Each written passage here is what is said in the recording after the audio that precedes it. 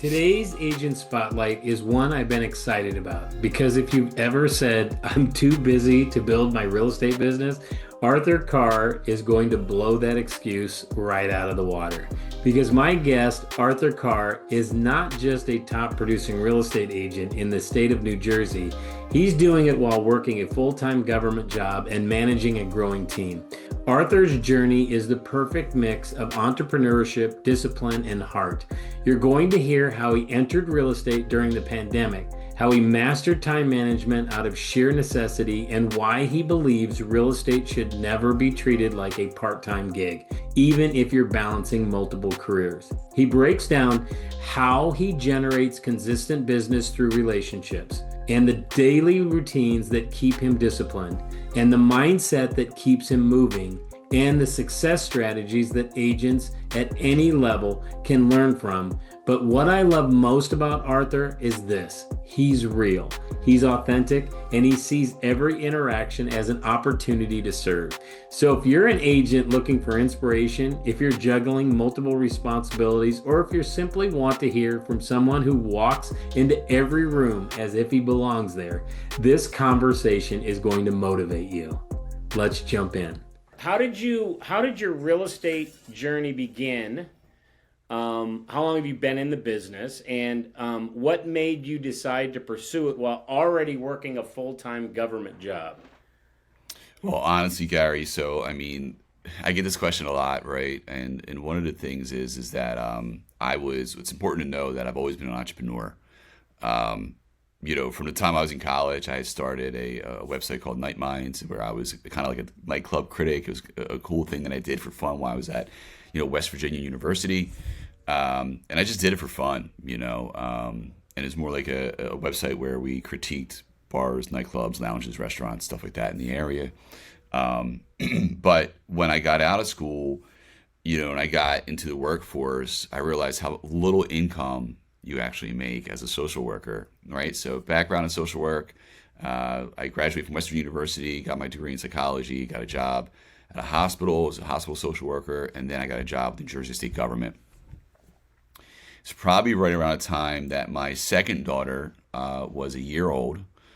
So Isabella was 4, Peyton was a year old, and I was just tired of living paycheck to paycheck, right? And I started a nightlife hospitality concierge type business where if you came to me and you wanted a certain criteria for your night, I would put that together, and I had relationships with all the bars, lounges, nightclubs, and you got treated like God in Philadelphia, Atlantic City, Las Vegas. We did a little bit in Miami with a partner, but we grew that business. Later grew a software company called Guest Flow Management Group. But then, and I had a network marketing business through ACN, where I grew teams throughout the country and also a team in Spain and the UK. So when the pandemic hit, none of that was happening anymore. So here I went from, working a 9-to-5 job, and it was interesting because people were like, well, how do you, and, I get done work on a Friday, I jump on an airplane to Las Vegas to meet with, the VP of, Caesars Entertainment or Hard Rock to try and get a contract with them for the other business, for the software company. And, I just love networking and love people. But when the pandemic hit, and I'd be, by the way, and I would fly back on a Monday and be back at work, right? At a red eye, and that was just how I was built. And, I always saw my dad work in 2-3 jobs. He was a real estate agent. He worked for an oil company, and he was a carpenter, right? So he did home improvements. And I that's what I witnessed my whole life. And maybe that's kind of why I was built that way. But when the pandemic hit, to your question, nobody was meeting anymore. Like, nobody was seeing each other. Nobody was going out. No, there was no events happening. So my three additional sources of income just tanked, right? You were doing those three sources of income at the same time you were working a full-time job. Yeah. Okay, got it. Yeah, and listen, and truthfully, like maybe 1 or 2 of those sources they weren't doing so great. They weren't really producing at a level that I probably really wanted them to produce, probably because I was doing too much, right? But when the pandemic hit, I was like, man, what am I going to do? And it wasn't just so much of the income, but it was also the drive inside of me, right? So I started to do some coaching online for digital marketing. I tried to find a way to pivot, and I was, sitting in my buddy's pool, hanging out, and one of my best friend, my buddy, said, "Why don't you get your real estate license?"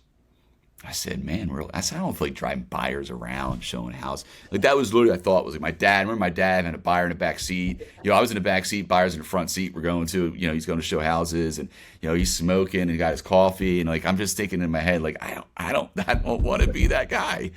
And he was like, "Dude, no one does that anymore. We meet them at the home." I was like, "I can do that, right?" So, and I wasn't even thinking. I was thinking very narrow-minded, believe it or not. Right. So I went ahead. My buddy Fred Bueller owns a elite real estate academy. A little shout out to him. And I called him up and I said, "Hey, what I got to do?" And he said, "Man, you'd be great. I've been waiting for this phone call for years." And I was like, "All right, awesome." Got my real estate license. Took the test online because it was COVID. It was COVID. It was the pandemic, and I passed. I fell in love with it right away. I got That was 2020.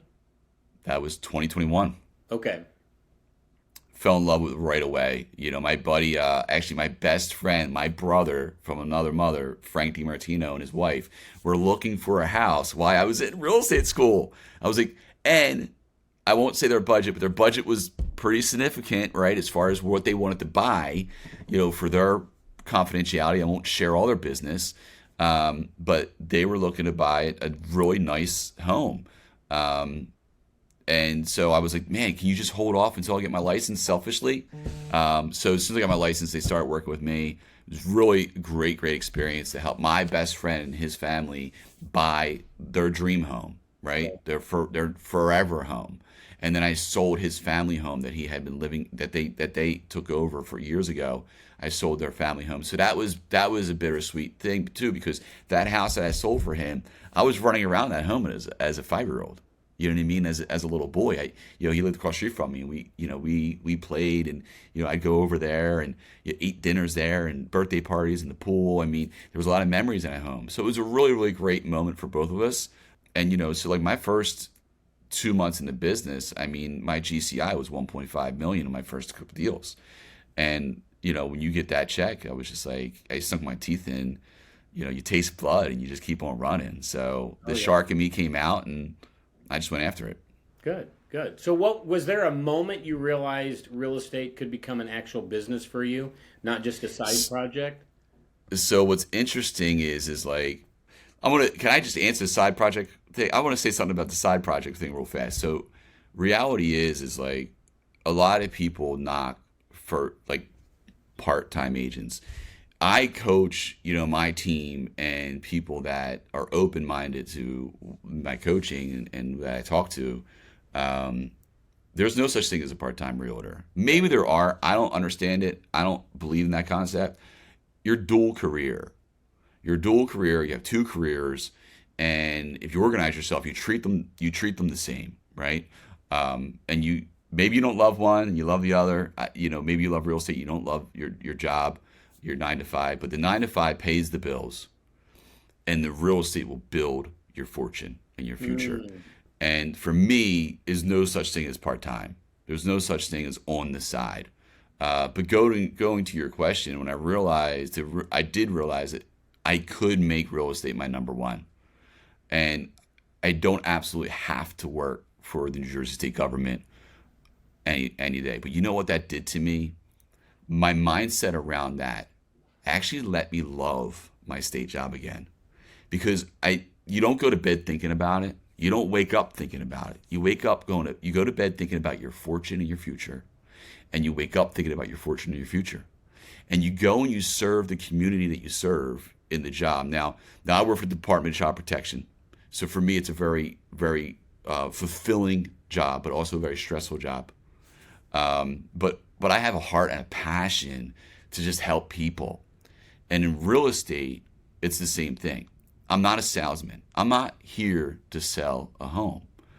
I'm here to help you build your goal or achieve a goal. Part of that goal is selling. It's real estate, so we're selling homes. We're helping people buy homes. I get that. But for me, it's all about the goal and the buyer's why, or seller's why. But go back to your question. I did realize probably, I mean, within 6 months, I mean, I matched my my 9 to 5 job income in less than 6 months, because I got licensed in March, and then November and December were a wash for me my first year. So from March to October, I closed enough business that I gross net made exactly what I make for my 9 to 5 job. For the annual, for like what you made for the year. For the year. Yeah. And not boasting, but I've been with the government for 22 years. So at this point, I'm 6-figure. The income is significant with the state. I'm capped. I can't make any more, right? But reality with them. But reality is like, I have a need, right? And I know that, and I could make it full time, but I take care of my parents. I have a wife. I have 3 children. I have a family. We have a house. We have vehicles. We love vacations, right? We love our vacations. So at the end of the day, I did sit down with a financial advisor, and he said, I wouldn't leave your job. You have a pension. You have benefits. You have a system over here with the real estate that you have plugged into, that you don't have to. You have a team, transaction coordinator, an admin, 3 buyer specialists, that it's running like a well-oiled machine. Why would, there's no reason to leave the state job. Now, if there was a reason to, and I had to, because I realized I couldn't do this anymore, but also I think I'm in a position where I'm 22 years with the state government. I'm 48 years old. I retired when I'm 55. If I was only 10 years with the state government, maybe I would have left, but it just didn't make sense. It wasn't calculated at this time. Okay. So walk me through a typical day. When and how are you finding fitting in lead generation and follow up with the clients? Because obviously there's 2 buckets, right? Bucket number 1 is you're bringing in new business, new listings, new buyers, and every agent kind of does that differently on how they're generating that business. And then there's now that I think of it, there's 3 buckets. Then there is servicing, right? So you got to be the customer service rep of going and showing houses and listing homes, and then all that comes with that. And then servicing your database, right? Because your database is coming to you and saying, hey, Art, I need this, or I need that, or give me a good this, or whatever the case may be. So how do you what does your day look like? You wake up in the morning, what time do you go to bed? And then how do you fill all that in? Because then you got this, this government thing going on over here that probably requires you to be, working specific hours in specific meetings and stuff like that. So I mean, there's this beautiful thing that was invented at some point in time, maybe, back when, internet came out, called a calendar that's digital, right? So I think that keeping a calendar is really, really important. I hate paper calendars. I just can't do it. I've tried it my whole life. They don't work. I like draw on them, right? They're for doodling for me during a meeting, right? But what I have a very strict calendar. Here's the other thing is I'm not good at keeping my calendar. So I think knowing your flaws, and being able to, what you're not good at, give it to somebody else, right? And I read that in, Gary Keller's book, and at the, it's like which putting book systems did you read in. that in? Was it in the red book, or was that in the In the red book. In the red book. Okay. Yep. And the thing that I love is, prior to getting a real estate license, I actually, when I told you I was coaching digital marketing, I was trying to find something in between when the pandemic hit. So I created an ebook, and I did One Funnel Away challenge with Russell Brunson. And I created this thing called, it was an ebook, it was a digital book, and it was a daily method of operation. And it was a calendar, and it was a program that people could follow. So I was kind of already teaching that and doing that. But a day in the life, I'm now, because I have an 8-month-old, I'm typically up 5 a.m. Prior to the baby, it was just me. So, but now I'll talk with the baby. I'll talk about current day. So with the baby, it's, up with the baby. I get up with him. I put his bottle on. I change his diaper. And then me and the baby, we do prayer and meditation. right? Because I was doing prayer and meditation by myself. I had my Bible, I had my app, and I had my journal where I write down my gratitude. So just setting the day with love, family, and Jesus Christ, for me is most important, to reflect on what I did yesterday and what I need to do for today. Every morning, sometimes it's 4 a.m. now, sometimes it's 5 a.m., but typically I was up at 5, 6 a.m. doing it by myself, so it wasn't a big deal change for me. Now it's just a little guy, doing it with me. And then, as soon as I'm done with that, he goes in his bouncer, and it's email follow-up. So, at 5, 6 a.m., I'm checking the email, see the immediate follow-up. I dive right into lead generation. I jump on Facebook, I jump on my Facebook app. I go to birthdays. Every single person gets a personal happy birthday from me. And then I have a play-by-play. When they respond, my messenger responds in a certain way. And asking, and in the end, it's reminding them that I'm a realtor. If they know anybody looking to buy or sell, I would love to take care of them. Here's my professional contact information. They can literally copy and paste it and share with their friends. And reverse psychology, I've had some people say, well, actually, me and my wife are thinking about selling and moving. We're thinking about downsizing, thinking about upsizing, thinking about getting out of state, whatever the situation may be. So it sounds to me like you're doing, maybe that's 5, 6, 7 contacts a day, that you're wishing them a happy birthday on their most special day, but you're doing that through direct message on Facebook. Yep. That's how you're doing that. And then tell me, because I'm curious on that. So when you said that it automatically responds to them, so if they respond back, hey, thank you so much for thinking of me or whatever. Well, let me correct that. I don't have ManyChat set up. I used to use ManyChat for that, but I don't have it set up anymore. I actually just, like, when I say automatic, I have it's in the notes, and I just copy and paste it back to them. Right. And I might do that like later on in the day, but everyone gets a happy birthday message, and typically, just so you know, Gary, it's about 20, 25 people a day, every morning. So people get a message from me like 6 in the morning, right? They wake up to it. And typically most people respond throughout the day. And, that's kind of where my afternoon comes in as well. So those messages go out. I don't get stuck back and forth with someone all day, all morning. Those messages go out. I get prepared for the day, and dress, ready to go. Walk the dog. While I'm walking the dog, I make phone calls to each buyer's agent on my team or someone who I know might need a follow up. I'm dressed up and out the door at 8:30 a.m. in my government office at 9 to 12. Very focused on that job. 12 o'clock, hit the gym, walk on the treadmill, and I make all my follow-up calls. Any calls that I missed, between that hour, 9 to 12, any deals that I have going on, any meeting follow-ups that I need, any support that the team needs. Everybody knows they're catching me in the gym. I make it known, hey, I'm in the gym right now. I just want to follow up with you while I was working out. Do you have a quick minute, right? People kind of respect it. They see I'm, still calling them on my time. And then at 5 p.m., driving. Here's what I don't do. When I'm driving to work, I don't listen to music anymore. I'm making calls. When I'm driving to the gym, I'm not listening to music anymore. I'm making calls. When I'm driving home, I'm not listening to music anymore. I'm making calls. Okay? There's times where we're just I'll aimlessly go like this on TikTok all day. Right. I'm doing marketing. Right.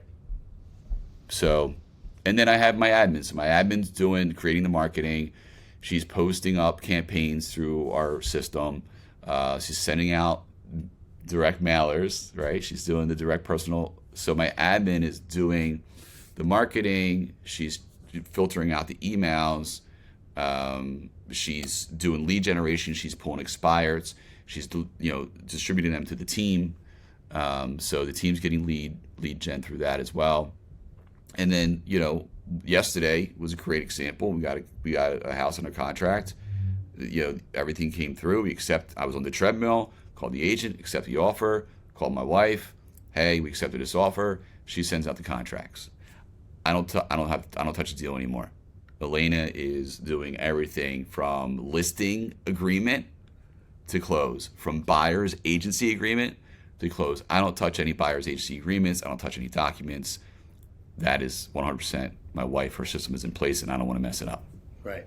Well, that's good. That's good. And it sounds to me like every minute up to probably every 30 seconds is accounted for within your schedule as far as what you're doing, right? Yeah, and I will say that it took me a while to get there because I like control, Mm-hmm. and I have to do things the way that I do them. But what I learned, and I was getting upset with like my admin not doing. But then someone said to me at a leadership, they said, "Are you showing her exactly what you want?" And he's like, "No, you expect them to reach mine, right?" So, Right. I think it's important to teach your team and then give them time to learn how you Right. tick and what you desire and like what you want the most. And you just gotta be patient with that.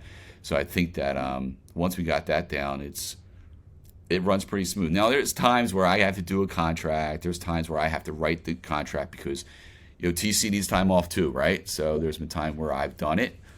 I'm considering hiring another TC, considering hiring a second admin, but I don't believe I'm there yet in the business. Right. So, because Dan Martell, I don't know if you know Dan Martell, but he wrote a book, Buyback Time is what it's called, and I've heard of it. there's always a certain time within your business that you need to fire yourself, right? Yeah, Because there's somebody else that's better than you, and he would always say 80% of what you would get done is amazing, right? yeah. Because you didn't have to do it. Nobody's Hmm. ever going to be Art, right? Nobody's ever going to be Arthur Carr, right? And the thing is that as long as, and they don't have to be, because they're better than you when it comes to that specific job. Exactly. And I'm going to tell you, I've worked with my best client, which is my wife, is that she's a control freak, and I say that lovingly, because she just wants everything to go smooth, but that'll drive you nuts, and it really stifles your growth if you are doing everything right. So I think that being able to delegate is definitely a superpower, and Yeah. but not you're not willy-nilly delegating just because you're lazy. You're actually, when you delegate something, you're taking that time and then you're either spending it with your kids, you're finding more business to continue to feed the funnel, and you're, in the heat of, working contracts. So that's great. Yeah. That's great. Yeah. All right. So my next question that popped up is, what lead generation strategies or pillars have you been most effective for you, and why do they fit your lifestyle so well? So what do you obviously, database, to me, database is a pillar, and it sounds to me like that is one. I believe that most productive agents need to have either at least a cold database where you're bringing in new business, and then you have your warm database where you're kind of growing that business and getting business from. Warm would be my database. Cold would be like a farm area, or golden letters, or downsizers, or whatever. What do you implement? Yeah, prior, I'll be completely honest, prior to this year, I feel like it was a lot of luck for me as far as lead generation goes and referrals, I think you create your own reputation. luck. So Yeah, well, I think so too. But I think my primary lead generation is absolutely primary is my warm market, which is following up on all my friends, family members, people that I've done business with in the past, even if people think that you have to focus on the state and where you're licensed.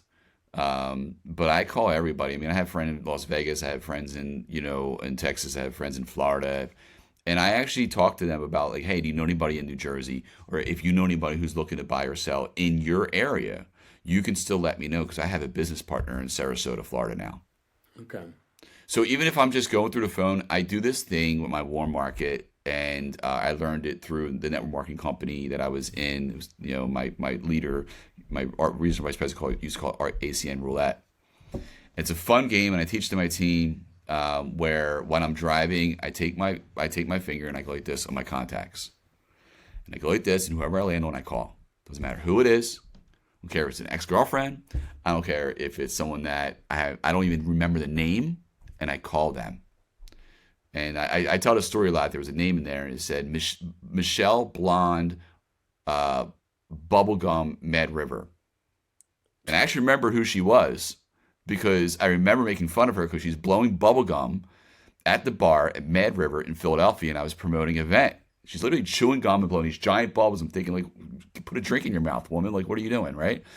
And we exchanged numbers, and I remember I called her, and she was like, Arthur Carr, obnoxious bald guy with the microphone. That's how I was saved in her phone, and it was just hilarious. And I was, and, and we knew each other where she was living in Pennsylvania. I'm licensed here in Jersey, and we just caught up, and I said, hey, I got my real estate license. I'm expanding. Do you know anybody who's looking to buy herself? Now I said some other things. That's not my line, but like I'm making it short for here, and that's something you have to do. You have to be uncomfortable with calling someone that you don't remember who they are or who's in your phone. So your phone, if every single person in your phone doesn't know that you're a realtor, that's a problem, right? Right. And then, farm areas. So I grew up in a town called Oak Valley. That's my farm area. I don't even consider them cold market, but I do pull circle calling, and I do call everybody through. I take Mojo. I have my list, and I call everybody there. Everybody gets a letter from me, personal letter, my golden letters, and everybody gets the marketing of my homes that I have for sale there. And when I don't have a home for sale in that development, in that neighborhood, I'm calling everybody, and I'm not just calling them to try and get them to sell for me. I'm calling them to say Merry Christmas. I'm calling them to say, hey, I'm the guy in the area. If you ever need anything, I'm in that group. I'm in that Facebook group, and the woman who doesn't have a Christmas tree, she's a single mom with 3 kids. I go and I buy her a Christmas tree, right? Right.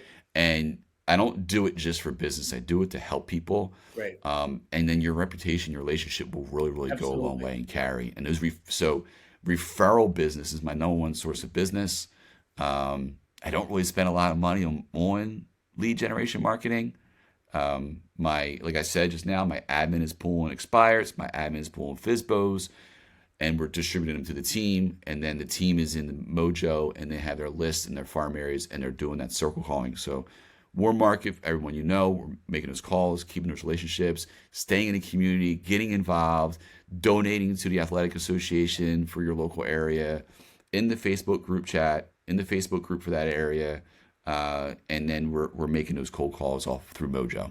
Yeah, and I think that every agent, when they first come into this business, if they're not blessed with, and it's not even that we don't have this big database, right? It's just that when you're not in a field of generating leads and stuff like that, and wanting referrals, we're not necessarily focused on, all the things that we focus on to go deeper into relationship. And more importantly, the reason why we market is to stay top of mind, right? Yeah. Because I believe, and I say this 100 times, probably every interview that I do, is that everybody in your database or the people that are going to run into somebody going through a life event in the next 365 days that's going to basically end up in a buy or a sell of real estate, a divorce, having a baby, parents pass away, downsizing, moving to a different state, job change, whatever it is. And on the top of their mind, you want Arthur Carr to be the person that they say, hey, you know what? I've got a guy who absolutely will take care of you. I'm going to reach out to him, and I'm going to have him give you a call. Or, hey, here's his number. Give him a call. So that's really all it is. But there is a time in your business where you probably have to go door knock. You have to cold call. You have to work the low-hanging fruit of for sale by owners and expireds and stuff like that. So just to kind of get that momentum going, right? Well, and I'll add one more. Is social media is huge. I mean, if you're not leveraging Instagram and TikTok and Facebook, you are really, really missing out. I just got two new buyers just from TikTok alone, just from posting up my house on there. And a lot of new agents, I have a new agent on my team, say, well, I don't have any homes. I don't have any listings. My listings are your listings. Right. And you can call any agent in our office and say, hey, I want to market your property. Is that okay? Take your cell phone, market the property, get the permission. Don't be weird about it. and post it on TikTok. If you don't like the way you look, just have your voice on there. You can do captions. Just get your information out there. You Just have do to it. start. Just do You something. just have to That's do it. right. Start And a it. lot of people say to me, Gary, Arthur, but you were in a nightlife business. You had this network. You have a large database. My database is across the whole country and in other countries, right? Right. And yeah, I have a large database, but guess what? I don't remember half the people on my phone because I met them at a nightclub and I got them VIP bottle service. And it wasn't because I was intoxicated, it's because they were, and I just have their number and I don't really remember who they were. I have 8,979 contacts in my phone right now. I don't know all of them. It's just a fact. I don't remember them, but guess what? They still call me and they don't remember me. I called somebody the other day. She's just in my phone as Ashley. Right. And I called her and I said, "Hey Ashley, it's Arthur Carr." And I paused. Who? Arthur Carr. Listen, you might not remember me, but you're in my phone, and I'm tasked with this from my coach because I got my real estate license, and my coach said I have to call everybody. But you're in my phone, and actually, I can't remember how I remember you either. I said, but I was in nightlife before, so light bulb goes off. Right. And it's weird probably at first, but you get used to those conversations. And here's the best part: you have fun with it because what's the worst that could happen? F you, click. Right, they hang up. Oh my God, I'm so hurt. Guess what happens? Delete. One less person I got to worry about in my database. So most agents struggle with consistency, even when real estate is their only job, right? So what mindset keeps you disciplined and growing?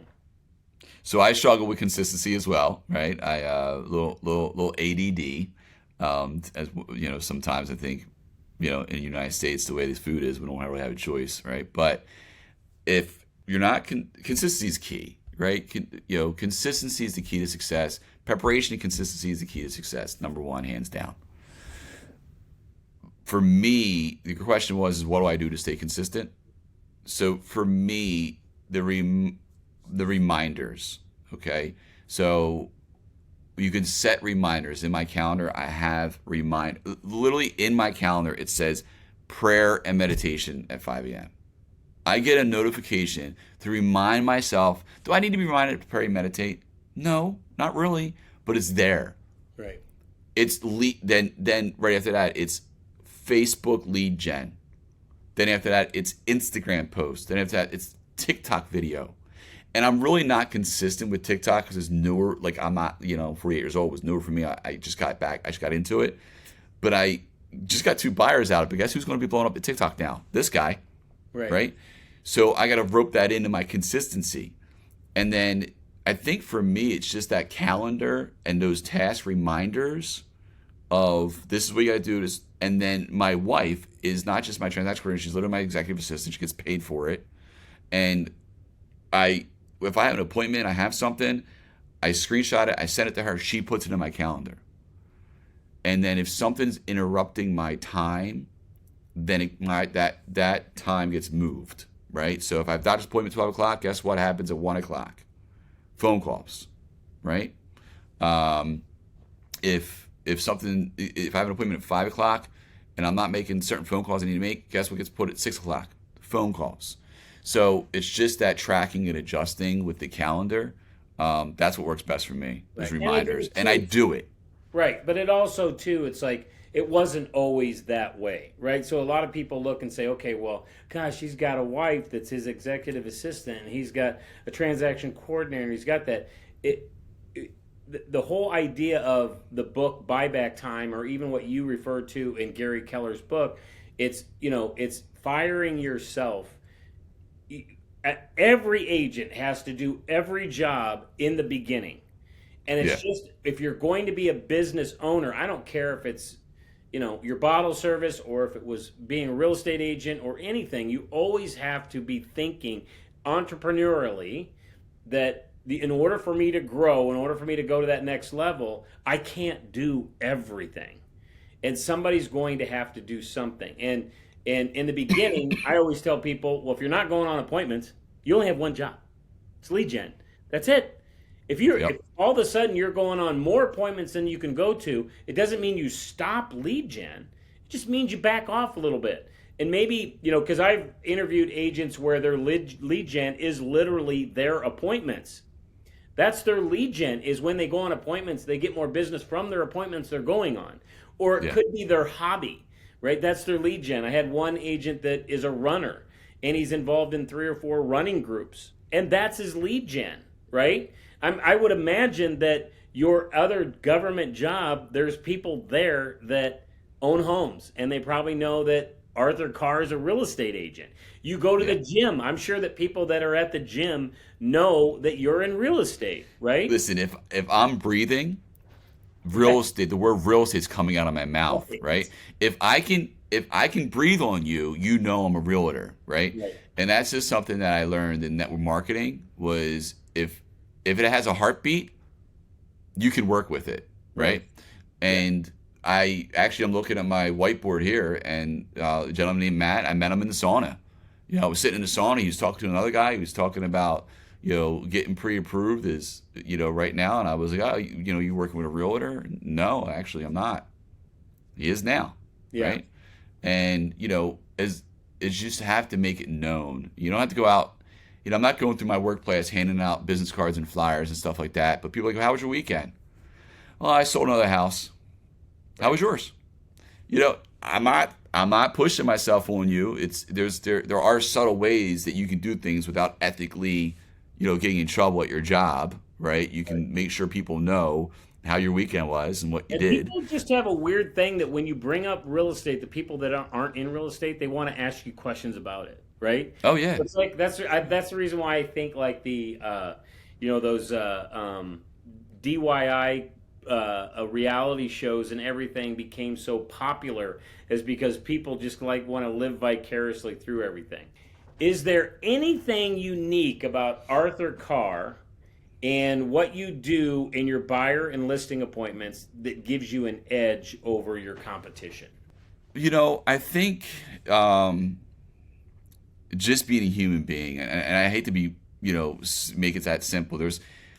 There's so many listing packets that you can look at, and you can go to Tom Ferry, you can grab what Gary Carpenter does, you can go and look at what's the other guy's name that has a great listing packet? It's escaping me right now. Escaping me right now. But you can go to ChatGPT, Yeah. and you can say create the best listing package for me to present to my sellers in Winona, New Jersey, and pull all the marketing. The technology is right. I mean, it hasn't been easier in life to create a business model or to create resources and material to have for your clients. It's Right. the easiest time in the world where we used to spend hours building something, We right? spend tons of money. And spent tons of money. Yeah. And now you can do it like that. Right. For basically free, $12.99 a month for a software program, right? Right. So I just want to say that first. But I could have the most professional package, but if I am being a weirdo and not being a human being and not listening to my clients in my consultations, then I'm not going to win. If you're not being yourself, not being who you are, just be yourself. So many people are scared about messing up or saying the wrong thing. You can't say the wrong thing to the right person, and you can't say the right thing to the wrong person. Okay? Did you ever try and date? The same thing in real estate, right? And what I do in mine is I make sure that I listen first in a very simple order, and that's their big reason why. For the listing, why are you selling? What is your goal? What do you want? What is your desire? Yeah. Okay. If it's to move, all right, let's talk about your budget, your finances. How much do you owe on this property? What do you need to take with you? Is there any other debt you want to pay off? And really, really mapping out their goal with them. And I bring a listing presentation, but I bring my laptop open and I show them comps. I do it with them. I develop they already got a CMA printout. Let me show you how I did this. Right? I like them to be a little bit in control in that aspect so that they are a part of the team and they got some skin in the game on the decision making there, right? And that's really what I bring into the listing packet and the buyer's consultation. It's not much different. The big reason why, what are your non-negotiables? What's your desires? What do you must have? Are you financially ready to do this? And if you're not, we put things on pause and we get you there, right? And if you are, then we move forward to step number 4, and we get you a pre-approval letter, and we get the buyer's HC agreement signed. I don't touch documents until well after I've established our goals, right? Documents are in the bag. You bring documents out up front, it's like, is this an attorney's office? No, I'm a realtor, and I'm here to help you, and I'm a professional, and we have a good communication understanding. So I think it just really comes down to reading the room, understanding the personalities that are around you, and being able to be authentic in who you are, and showing them that, and not being afraid, because every loss is a blessing. God has protected you from something if you didn't win that client. Right. Yeah. And I think too, it's like, so there was a book written that was called Spin Selling, right? And so it's about just kind of the selling process, and more so that the word selling, I can't sell anybody anything, okay? I can consult, I can ask questions, I can understand, I can guide. Those are the things that we do. And that's in your way that you just explained that is your superpower, is to be able to sit, listen, ask the right questions, answer the questions, have the right answers to be able to guide them, to make them feel comfortable. Because I will tell you, if you go to any broker in the country or any salesperson, they think the one thing that they need to learn, and I thought this for a long time, I need to learn how to close. I need to know how to close. Well, if I'm going to sell a toaster or a microwave oven or something, well, I'm going to have to close on you, right? But when I'm selling your house, which is the biggest, probably for 90% of the people, 99% of the people, it's their biggest investment to date of what they own that they're going to try and sell to get the most amount of money that they're going to get from it. You don't have to close on them. And if you are closing on them, chances are you're not going to get the business. Yeah, I agree with you, Gary. I'll just add this is I walk into an appointment as if there's nobody else that they've called. Right. That I am the one. There's the signs in the truck. It's in the back in the hatch. The lockbox is in the passenger seat. I walk in with my listing packet, and I walk in with the lockbox. And reality is in my mind, we're working together already. We're signing. Yeah, we're signing. We just need to understand what we need to do to get the job. This is a business meeting for us to talk about our strategy to successfully complete our business task here. And and I'm signing. I mean, it's not. I mean, I had someone the other day said to me, "Well, what if there's other realtors that are going for the job?" I said, "I assume there's not. Right. I assume they called me because it's me that they want, and I'm not. And we're signing the listing agreement, and lockbox is going on the door, and depending on the time frame." Yeah, and at the end of the day, how much control do you have over that? That's it. Zero. You have no. I mean, what you just said, you have control over. But them asking, "Oh, what if another real estate agent goes in?" You don't have. I have no control over this, right? Yeah. I can drop some lines to help sabotage. Yeah.